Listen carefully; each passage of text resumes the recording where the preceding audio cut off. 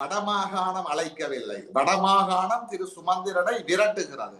சாவச்சேரியிலே நடந்த கூட்டத்தை போய் பார்த்தீர்கள் என்றால் மேடையிலே இருந்த பேச்சாளர்களையும் வேட்பாளர்களையும் விட பார்வையாளர்கள் வரிசையில் இருந்த மக்களினுடைய எண்ணிக்கை குறைவு.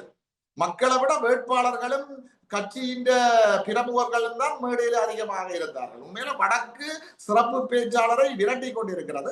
ஆனா கல யதார்த்தம் தெரியாமல் தம்பி சாணக்கியன் அவர்கள் தனது விசுவாசத்தை காட்டிக் கொண்டிருக்கிறார். அதுக்கு தேர்தல் முடிவுகள் அவருக்கு பதில் சொல்லும். அதை விட தம்பி சாணக்கியன் ஒரு விடயத்தை விளங்கிக் கொள்ளணும். இந்த உள்ளூராட்சி தேர்தலோடு தமிழரசு கட்சி வடக்கில் காணாமல் போகும். அடுத்த பாராளுமன்ற தேர்தலோடு கிழக்கிலும் காணாமல் போகும். ஏனென்றால் நீங்கள் நெடுகவும் தமிழ் மக்களை ஏமாற்ற முடியாது. நீங்கள் மட்டக்களப்புல தமிழ் தேசியம் கதைச்சு கொண்டு கொழும்பில போய் சிங்களத்தினுடைய பாராளுமன்ற தென்னிலங்கை கட்சிகளினுடைய உறுப்பினர்களோடு கூடி குலாவுவதும், கண்டியிலே போய் அமைச்சர்மார்களினுடைய வீடுகளிலே கொஞ்சி குலாவுவதும் மக்களுக்கு தெரியாமல் இல்லை.